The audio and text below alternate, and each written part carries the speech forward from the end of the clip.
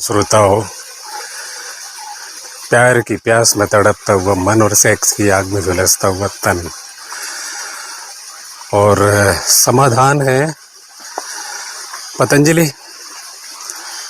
आज 14 फरवरी और 2024 से हम सनातन धर्मीय वैलेंटाइन डे नहीं मनाते हैं, लेकिन प्यार की बात तो कर सकते हैं। और हमारा देश है वो दुष्यंत शकुंतला की प्रेम कथा से जो सम्राट, चक्रवर्ती सम्राट भरत उत्पन्न हुए, प्रेम का फूल। तो वो चक्रवर्ती सम्राट राजा भरत पूरे विश्व में जिन्होंने एक छत्र शासन किया। इसके बाद अनेक ऋषि मुनियों ने प्रेम किया, दिव्य ऊंचाइयों को, योग शक्तियों को प्राप्त करने के बाद विवाह किया। तो ये राजस्थान गोरम घाट, और यहाँ से मैं पतंजलि का सूत्र प्रारंभ करूं उससे पहले गुमनाम सिंह ने, संभव ने, ऐसे कुछ नाम है, इनमें से कोई एक नाम, और कई लोगों ने, उन्होंने तो कहा, संभव जी ने कहा कि फरीदाबाद के हैं वो, कि स्त्री अपनी योनि की पूजा कर ले। कामाख्या में भी तो कामेश्वरी की पूजा करते हैं।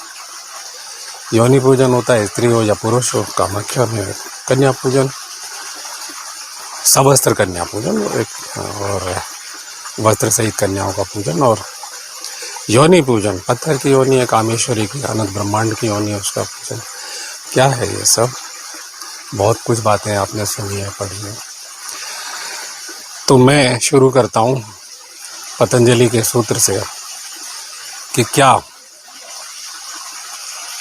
हम योनि का ध्यान कर सकते हैं?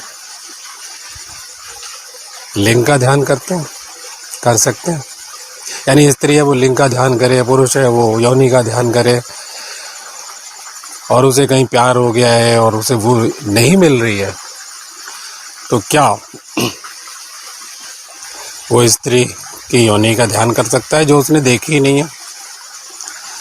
तो मैं कुछ गहरे सवालों के जवाब आपको दे रहा हूँ पतंजलि के सूत्र के साथ में। और हमेशा की तरह मेरी हमेशा कोशिश रही है कि कुछ गलत हटके आपको प्रस्तुत कर सकूं। तो प्रिय श्रोताओं, अपनी बात की पुष्टि के लिए मैं हमेशा पतंजलि और गीता की बात करता हूँ, और कभी घेरंड संगीता की बात करता हूँ, महर्षि घेरंड की बात करता हूँ, शिव पार्वती के योग, स्वर योग और प्राण तत्वों की बात करता हूँ। 5000 साल के बाद सभी लोगों ने अपने निजी धर्म चला दिए, स्वयंभू गुरुओं ने। बहुत कम धाराएं हैं, जो प्राचीन धाराएं हैं, जो चल रही हैं, जो मूल ज्ञान की बात करते हैं। आज से 1300 साल पहले आदि शंकराचार्य ने वो किया, और मैं अपने गुरुदेव की कृपा से आपके समक्ष हमेशा से गीता और पतंजलि मूल रूप से उन्हीं का उदाहरण देता हूँ।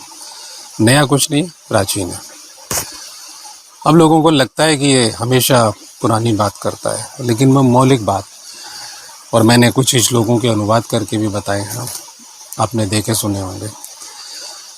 तो क्योंकि जहाँ शक्ति की बात आती है, तो चाहे ओशो हो, कोई दूसरे गुरु हो, उस पर प्रवचन देना शुरू कर देते हैं कुछ शक्ति की बातें, या इतने बड़े बड़े गुरु हैं। मैं तो एक हमेशा साधारण मनुष्य हूँ, और मात्र एक साधक हूँ, साधना पथ पर चलने वाला। बस गुरुदेव की कृपा से मार्ग मिल गया, लेकिन मेरी उलाहना भी रहती है उन गुरुओं को, भाई तुम बड़े बड़े मठों पे बैठे हो, धन धान्य समृद्धि है, कुछ योग के समयानुसार विज्ञान को चुनौती दे करके कुछ प्रयोग होने चाहिए। मैंने आदि शंकराचार्यों के बाद में जो वर्तमान शंकराचार्य उन पर भी वीडियो जारी किया, आपने देखा सुना होगा, जो मुझे पसंद करने वाले मेरे श्रोता हैं।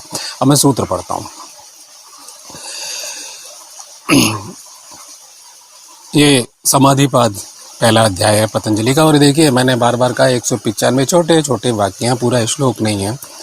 और इस पे करोड़ों रुपए का नहीं, डॉलर का कारोबार पूरी दुनिया में ध्यान योग का चलता है। और मैं कहता हूँ हमेशा ध्यान एक उपलब्धि है। अब ये क्या कहते हैं, पहली बार ध्यान की बात कही गई है, लेकिन ये जान लीजिए वो कह रहे हैं कि ध्यान उपलब्धि है, ये पतंजलि कहते हैं, क्योंकि उससे पहले संयम की बात करते हैं। तो मैं पढ़ रहा हूँ 39वां सूत्र, और वो सिर्फ इतना सा है, हिंदी अनुवाद बता रहा हूँ। जिसको जो अभिमत हो उसके ध्यान उसके ध्यान से भी,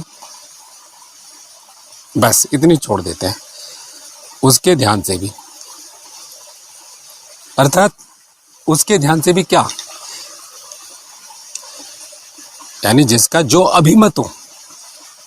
अभिमत को मैं स्पष्ट करता हूं, अभीप्सा जो प्राणों में बैठी है, अंतर चेतना में बैठी है।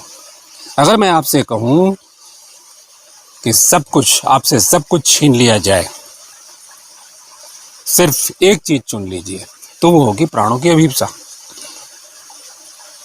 यदि आपको लगता है,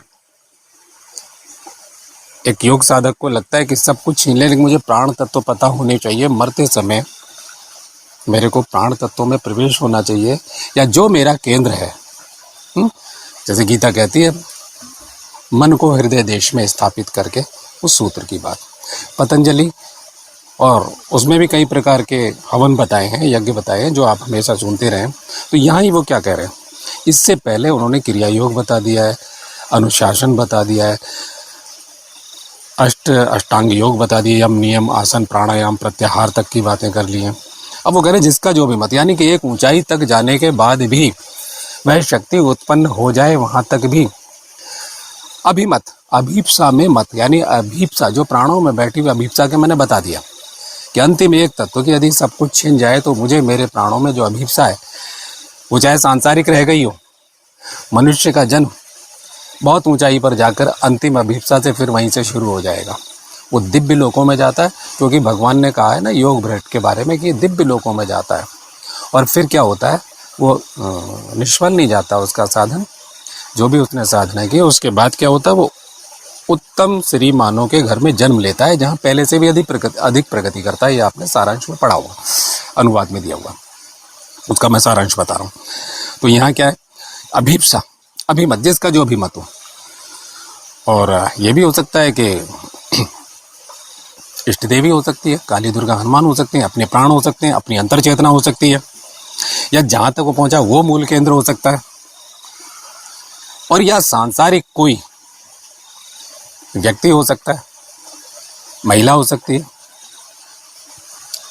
तो अब इसमें जिसका जो अभिमत हो, जो अभिमत हो, वो कहते हैं हर जगह थे। जैसे मैं हमेशा कहता हूँ ना, ये चट्टाने, ये नदी, ये मेरा शरीर, मेरे प्राण तत्व जो आ रहे हैं, जो जा रहे हैं। जो मैंने परमहंस के बारे में पतंजलि की व्याख्या बता दी, पतंजलि का अनुवाद बता दिया कि वो क्या कहते हैं, असली परमहंस कौन है। तो प्राण तत्वों में प्रवेश। अब वो कह रहे हैं अभिमत, अभीप्सा में मत। अब यहाँ होता है कि किसी को बहुत ज़्यादा तकलीफ है, ख़ास तौर से युवा लड़कों की मैंने जो तकलीफ़ें सुनी है,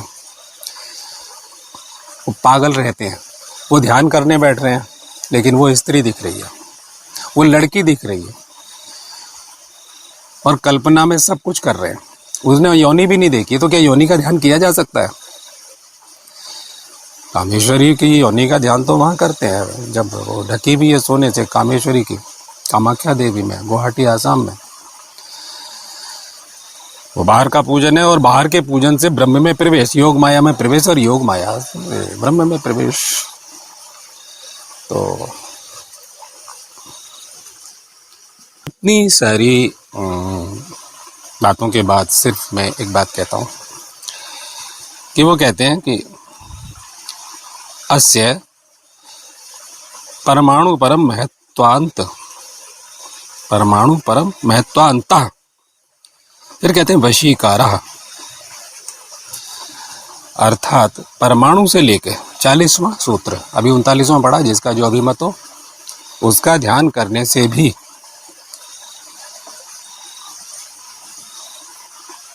बस ये छोड़ दिया। अब आगे बढ़ाएंगे, चित्त स्थिर हो जाता है।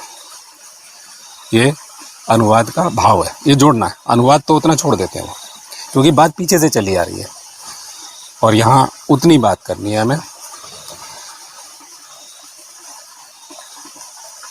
परमाणु से लेकर के परम महत्व तक वशीकार हो जाता है।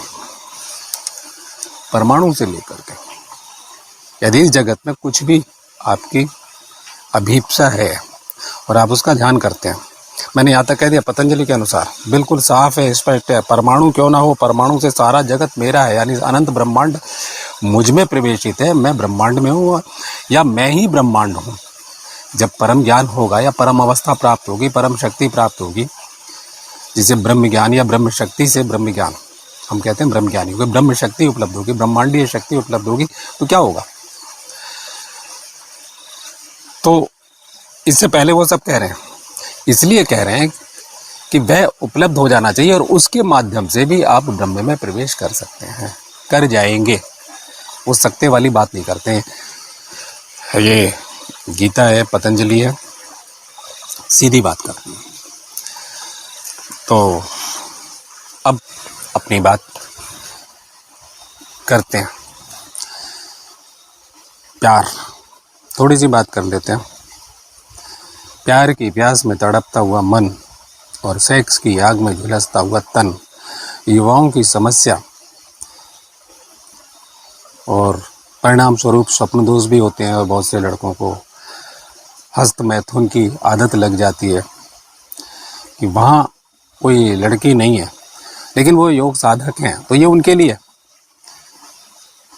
इतनी ऊंचाई पे भी, क्योंकि कई प्रकार की प्रज्ञाएं और समाधि के प्रकार, ध्यान के प्रकार, ध्यान की अवस्थाएं, इससे पहले उन्होंने वह सब चीजें बता दी गई हैं। तो जो वहां तक पहुंच जाएगा, तो परमाणु से लेके महिमा सिद्धि भी यही कही गई है, अष्ट सिद्धियों में से, तो उसके लिए सक्रिय होगी। अब आप कहोगे वो किसी की पत्नी हो सकती है, वो किसी की बेटी हो सकती है, जरूरी तो नहीं वो स्वतंत्र हो या तलाकशुदा हो, विधवा हो या हम उम्र हो। पतंजलि अगर इतनी बड़ी बात कह रहे हैं तो वहां तक मन वो हो जाएगा उतनी चेतना में। और मैंने कहा एक मन की शक्तियां हैं जिससे मनुष्य वत्रासुर, शुंभ निशुंभ, रावण, और एक आत्म शक्तियां हैं जिससे लोग ऋषि मुनि होते हैं। तो दोनों समांतर चलती हैं, लेकिन अंत में एक महाकाली से चल रहा है, एक महालक्ष्मी से चल रहा है, एक परमेश्वरी ज्ञान शक्ति से चल रहा है। तीनों शक्तियां एक ब्रह्म में लय होती हैं। तो प्रिय, वो क्या होगा ये विषय नहीं है, धर्म इस तरफ से, लेकिन तब क्या होगा? परम महत्व कुछ ऐसा नहीं है जगत में जो आपको उपलब्ध ना हो सकता हो, और तब आपकी अभीप्सा, कामना, वो ध्यान का विषय हो जाएगा। ध्यान तब सक्रिय होगा। मैं पहली बार ध्यान की बात, तक मैंने कभी ध्यान पे बात नहीं की, ध्यान एक उपलब्धि है, तब वो ध्यान उपलब्ध होगा, आप कर रहे हैं। इससे पहले की क्रियाएं सक्रिय हो जाएंगी और उन सक्रियाओं के परिणाम स्वरूप कोई स्त्री है तो किसी पुरुष के लिए तड़प सकती है, बंधनों में हो सकती है, योग साधिका है। कोई लड़का है और लड़का यानी युवा है, युवा की परिभाषा जब तक आदमी का शरीर सक्रिय है, उम्र के बंधन से रहित, जब तक उसे उत्तेजना हो रही है, शारीरिक उत्तेजना, प्राणों की उत्तेजना, शारीरिक उत्तेजना प्राणोत्थान करती है। अगर योग विधि में प्रवेश कर जाए, अगर हम धारणा तक पहुंच जाएं, प्रत्याहार सिद्ध कर लें, प्रत्याहार हमारा हो जाता है, तो प्राणों का आयाम में प्रवेश हो जाता है, तो हमारे प्राण प्राणायाम द्वारा प्राणों के आयाम में या मंत्र से प्राणायाम की वह अवस्था उपलब्ध हो जाती है। गुरु मंत्र से, जिसका जो भी गुरु मंत्र है और जो उसके अंग जानता है, न्यास पद्धतियां जानता है। तो अब ये सोचने वाली बात है, आपको मैंने कहना था प्यार की जरूरत। ओशो कहते रहेंगे और दूसरे गुरु कहते रहेंगे कि हर एक स्त्री को भैरवी बना दो, यानी संभोग के रास्ते। और ओशो के बारे में बता दिया कि कितनी रोग शोक से ग्रस्त होकर के गए, और दिव्य संभोग तो योग शक्ति यौवन को प्राप्त कराता है, जिसको भाग्यवश उचित मिल जाए। क्या उसके अंदर, मैंने पहले भी कहा है कि क्या उसके अंदर प्रेम नहीं धड़केगा? प्रेम तो एक शक्ति है। ये लोग प्यार को जीवन की शक्ति की तरह नहीं, एक मशीन की तरह स्त्री का उपयोग करते हैं। और तमाम सारे तंत्र ग्रंथों में भी ऐसे ही लिखा हुआ है, वो नकली है बात के, असली तंत्र ग्रंथों को ढूंढिए। मैं हमेशा असली तंत्र ग्रंथों की बातें आपके सामने लाता हूँ, मौलिक बातें आपके सामने रखता हूँ, और मेरी कोशिश रहती है कि आप मूल तथ्यों को समझें। तो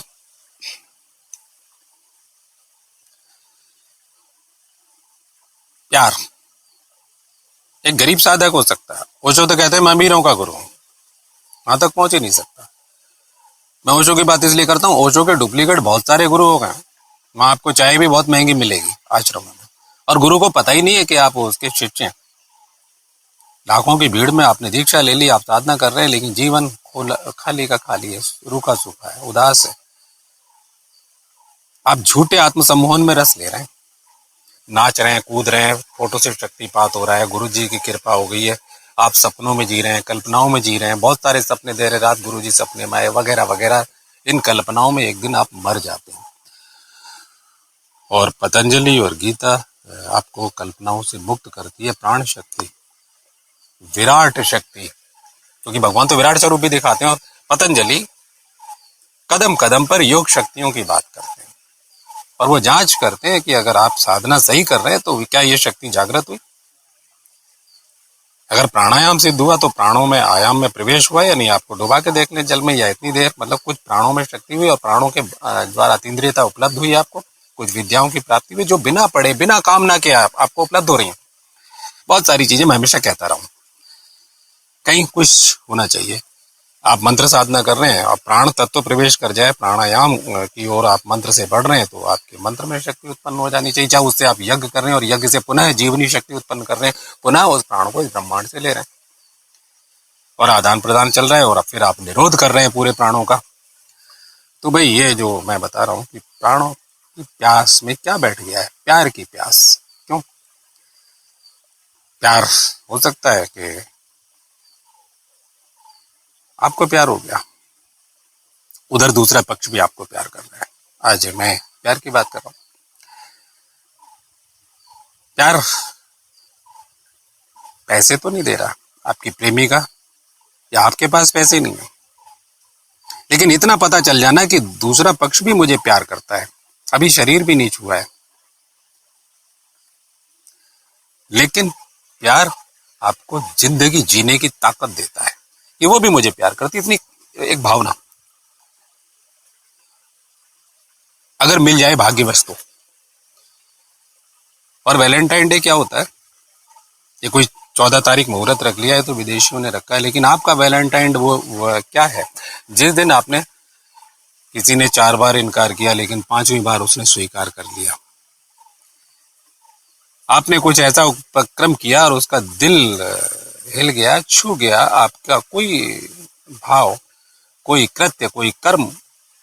प्यार किससे होता है, रूप गण स्वभाव से। अभी तक मौका नहीं था, लेकिन उस दिन आकाश में वो ग्रह नक्षत्र थे। मैं ज्योतिषी हूं तो ज्योतिषी के अनुसार बात करूंगा। पता लगा 10 साल तक आप जीते रहे, और प्रेम इतना बढ़ गया कि शरीर मिल लिया, चलो शरीर भी मिल लिया, लेकिन शरीर के बाद भी अब क्या है, अब वो शरीर जर्जर हो गया मान लो, लेकिन आप उसकी सेवा करके सुकून प्राप्त करते हैं। वो शरीर नष्ट भी हो जाए, मृत्यु हो जाए, तो प्रेम की धारा एक दफे चल रही है, वो कैसे नष्ट हो सकता है। फिर वो जहां है, जिस लोक में है, जिस जगत में, अगर पर ब्रह्म में लीन हो जाए तो धारा जुड़नी चाहिए। दिव्य लोक में है तो धारा रुक नहीं सकती। और विश्वासघातनियां है जीवन में कि आज हमारे ग्रह मिले, 10 साल चले, 5 साल चले, 10 साल बाद वो किसी पैसे वाले की हो जाती है, बदल जाती है। हमारे एक परिचित हैं, बड़े लेख वेख लिखते हैं, वो कहते हैं औरत को तो केवल सेक्स चाहिए, और विराट सेक्स मिल जाए किसी से, कोई आजकल तो वियाग्रा आदि की गोलियां से टिकाऊ कुछ ज्यादा देर हो जाते हैं, लेकिन अंत में वीर्य स्खलन होगा। लेकिन ना हो, मैंने हमेशा कहा कि भैरवी साधना में स्खलन पॉइंट नहीं, कि स्खलन नहीं हो रहा, प्राणोत्थान हुआ या नहीं हुआ, आपकी सांसें रुकी या नहीं रुकी, और वो दूसरी जगत में पहुंचे या नहीं पहुंचे, और आपके स्पर्श से हुए नारी को भी कुछ मिला नहीं। लेकिन यह जान लो, अगर ऐसा होता, वाकई दिव्य संभोग उसको ने किया होता, तो आनंद चीला या माँ योग लक्ष्मी या माँ प्रेम जरीन, दुनिया भर की माँ अमृत साधना, कितनी सारी प्रेमिकाएं हैं जिनके कहते हैं, वो तो साफ कहते हैं, मैं पिए को खोजन मैं चली, पुस्तक आप पढ़ लीजिए, उनके प्रवचन सुन लीजिए कि हाँ मेरे आश्रम में ये सब होता है। और मैं किसी दिन पढ़ के भी सुना दूं, कई बार मैंने पेज संख्या पढ़ के सुना दी, आपको दोबारा पढ़ लीजिए, आप पुस्तक खुद पढ़ लीजिए ना, नाम बता रहा हूँ, पिए को खोजन मैं चली, प्रवचन संख्या 8 है या जितना भी है, ओशो टाइम्स में भी उसके अंश छपे हुए। तो फिर वो जर्जर शरीर क्यों हुआ, वो दिव्य योग शक्ति क्यों नहीं उत्पन्न हुई? और इसी रास्ते में बहुत सारे लोग चल रहे हैं। तो प्यार हमें रोगों से लड़ने की ताकत देता है, प्यार हमें जीवन जीने की ताकत देता है, प्यार हमें संघर्षों से अपने लक्ष्य तक पहुंचने की ताकत देता है। केवल 2 शब्द उत्साह के चाहिए होते हैं। और जब वो कोई प्रेमिका किसी की विश्वासघातनी हो जाती है, दूसरे की हो जाती है, मैं नहीं मानता कि केवल नारी को सेक्स चाहिए, बहुत बहुत सेक्स मिल जाए, उसे घंटों का सेक्स, 6 घंटे का असली सेक्स भी मिल जाए, और कुछ थोड़ा सा प्राणोत्थान भी हो जाए, चलिए थोड़ा तो भी, क्योंकि विराट साधना, ऋषि मुनि साधना करते ही चले जाते हैं, अंत नहीं साधना का, ब्रह्म तक की यात्रा है। ये कोई वो नहीं कि 6 बरस बुद्ध ने तपस्या की तो रास्ते में कहीं रोके, 12 बरस महावीर ने साधना की और उपदेश देना, जितने तमाम गुरु हैं थोड़ी थोड़ी साधना, 10 बरस 20 बरस, या कोई कहते हैं कि कोई अचानक पहाड़ पे गए, जगत क्या नाम है इनका, सदगुरु, वहां जाकर के इन्हें पता लगा कि बस ब्रह्म ज्ञान हो गया, उपदेश देना शुरू कर दिए, एक रविशंकर श्री दुनिया भर के गुरुओं की ये सब कथा है। लेकिन वो ऋषि तो तपस्या करते चले जाते हैं, उनका आचरण है, बहुत सारे अनुशासन है। और ये लोग कहते हैं ध्यान करिए, केवल ध्यान से भी अटेंड करिए। तो मैं आपको मूल बात फिर से बताता हूँ, प्यार, प्रेम की शक्ति के बिना जीवन में अगर प्रेम नहीं है तो सारी भैरवी साधना बेकार हो जाएगी। प्रेम एक शक्ति है, और वो ये है कि आपकी प्रेमिका दिल्ली में है, आप बंबई में है, वो कहीं मद्रास में है, आप विदेश में है, तो आप छू देंगे, सच में छू देंगे। शरीर में वैसे ही प्राणोत्तेजना, कामोत्तेजना और प्राणोत्तेजना, कामोत्तेजना होगी तो प्राणोत्तेजना होगी, प्राणोत्थान होना चाहिए। तो हमें सही मार्ग मिल रहा है, हम नीचे से ऊपर की ओर गमन कर रहे हैं। लेकिन प्रेम के बिना शरीर एक पुतला है, लेकिन शरीर आवश्यक, मैं हमेशा कहता हूँ। प्यार तो रूप गुण स्वभाव से, हमारी सुंदरता से, हमारी वाणी से, हमारे स्वभाव से, वो नारी हो या नर हो, तो इससे होता है। चलते हैं, अच्छा चलिए चलते हैं। हाँ, हिरन है तो शेर भी आ सकता है, ठीक है चलते हैं। तो मैं अभी विराम करता हूँ यहाँ पे, तो अधूरे प्रसंग को पूरा करते हैं। तो एक वो वक्त जहां से हम आरंभ करते हैं कि आप स्वीकार कर लिए गए और आपको जीवनी शक्ति की प्राप्त हो जाती है, वही प्रेमिका या वही पत्नी, पत्नी माने मैं उनकी बात कर रहा हूं जहां प्रेम के द्वारा मन जुड़ा, चेतना जुड़ी और साधना जुड़ी, संभोग साधना जुड़ी, जहां पतन नहीं है, जीवन का उत्थान है, दिव्य शक्ति की बात की। वही जब विश्वासघातनी हो जाती है, अधूरा रह गया था ना प्रसंग, उसे पूरा करते हैं। तो ये जो सूत्र है, पतंजलि को वो सूत्र देने की क्या जरूरत पड़ी, क्योंकि 195 छोटे छोटे वाक्य, इसलिए कि जीवन का हर पहलू वो त्रिकालदर्शी, सृष्टि का आदि, अंत, मध्य और अनंत, क्योंकि वही कहते हैं ना आदि है, ना अंत है, ना मध्य है, कुछ भी नहीं है, अनंत है, शाश्वत है। ये बातें, ये तथ्य, यही गीता के तथ्य हैं। तो ये सूत्र हमें, जब हम गहरे में प्रवेश करते हैं, साधना के द्वारा प्रवेश करते हैं, 2 व्यक्ति एक नहीं, एक व्यक्ति 2 नहीं, बल्कि 2 दीपक के जब ज्योतियां मिलती हैं तो वो एक दिखाई पड़ती है। दो शरीरों में एक ही सनातन चेतना बहने लगती है, तो दो होते ही नहीं वो। तो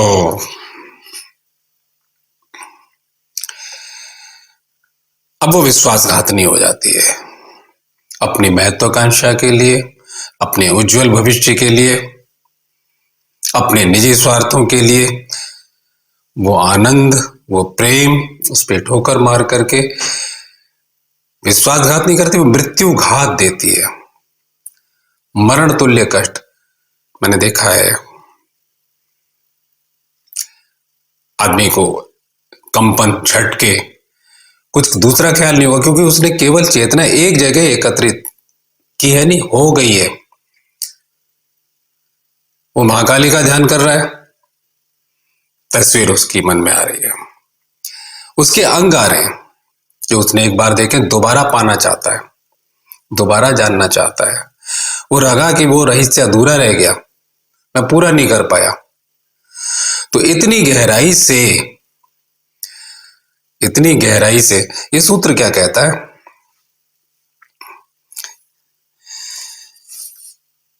कि अस्य इसका परमाणु से लेकर परम महत्व तक वशीकार हो जाता है। संस्कृत श्लोक में पढ़ के सुना चुका हूं, श्लोक नहीं, वो वाक्य। परम महत्व यानी ब्रह्मांड में ऐसा कुछ नहीं है, परम महत्व, सर्वोपरि महत्व ऐसा कुछ नहीं है जो उसे प्राप्त ना हो सकता हो।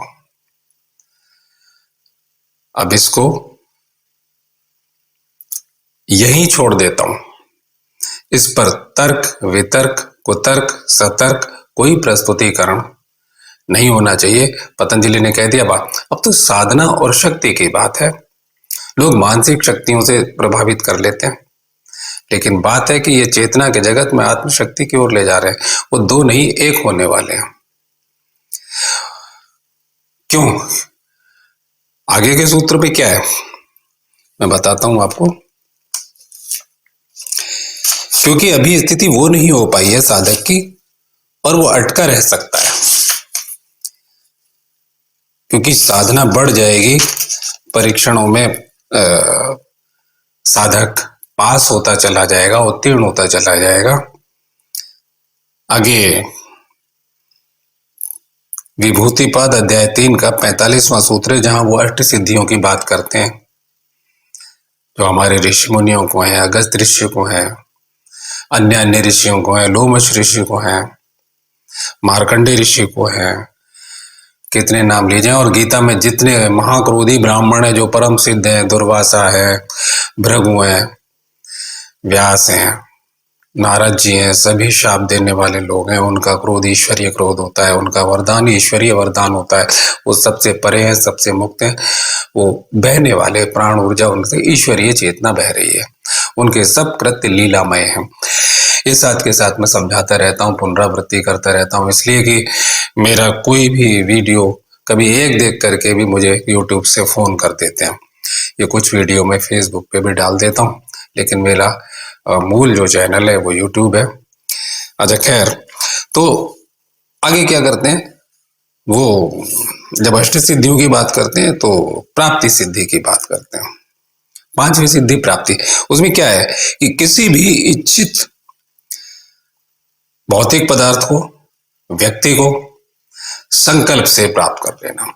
हमारे ऋषियों ने स्मरण किया और वैसा हुआ। अब जैसे एक उदाहरण बताता हूं, पराशर ऋषि ने और भगवान व्यास की माता प्रसंग, मत जिनका नाम मत्स्य गंधा था पहले, बाद में वो महारानी सत्यवती बनी, और महाराज ऊपरचरी की वो संतान थी। वो सारा प्रसंग मेरे महाभारत चैनल पे आप पढ़ सकते हो, सुन सकते हो। मतलब मैंने उसे पढ़ के और समझा करके, जहां जहां योग शक्तियों की बात है, वरदानों की बात है, जो अविश्वसनीय लगते हैं, उन्हें मैंने समझा करके बताया। आप उन्हें देख सकते हो, समझ सकते हो। खैर, तो अब इतनी बड़ी वहां तक नहीं पहुंच रहा, इससे पहले की क्रियाएं हो गई हैं, तो आप उस मरण तुल्य कष्ट से बच सकते हैं। उस मृत्यु का आघात से जीवन अनमोल है। कई बार हार्ट अटैक हो जाता है, कंपन से, झटकों से। आदमी खाना खाता है लेकिन खाना भी उल्टा चलता, कुछ भी अच्छा नहीं लगता, जीवन और मृत्यु के बीच झूलता है। बड़े बड़े साधकों का अगर कहा जाए अकाल मृत्यु में जाते हुए देखा।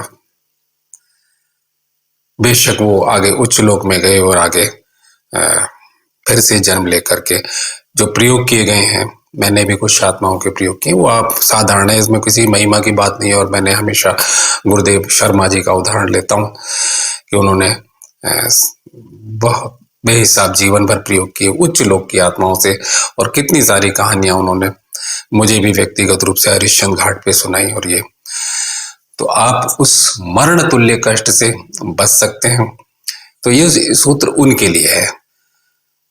इसमें शर्मिंदगी की जरूरत नहीं है कि आप उसके अंगों का ध्यान कर रहे हैं या उसका ध्यान कर रहे हैं, उसके मस्तिष्क का ध्यान कर रहे हैं, उसकी चेतना का ध्यान कर रहे हैं, लेकिन क्योंकि ध्यान एक उपलब्धि, उससे आप उस चेतना में प्रवेश कर जाएंगे और वह आपको उपलब्ध होगी। क्यों, कैसे? ईश्वरीय विधान है, ईश्वरीय लीला के अंतर्गत आपको प्राप्त होगा। बस मेरी बात यहाँ पूर्ण होती है। पतंजलि का कोई भी सूत्र वो जीवन की मौलिकता से, प्रामाणिकता से भरा हुआ है, उपलब्धियों से भरा हुआ है, ब्रह्म चेतना की ओर ले जाता है। अगर एक निर्णय करें तो ये कि चाहे गीता हो, भगवान भी अंत में विराट स्वरूप दिखाते हैं, बिना प्रयोग के कुछ नहीं।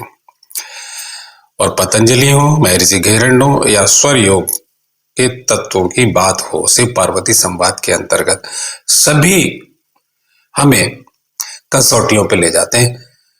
वो हमें कल्पनाओं से मुक्त करते हैं, व्यर्थ के झूठे शक्तिपातों से बचाते हैं, आत्म सम्मोहन से बचाते हैं, और वो बाहर शक्ति का प्रकटीकरण देखते हैं, जांचते हैं।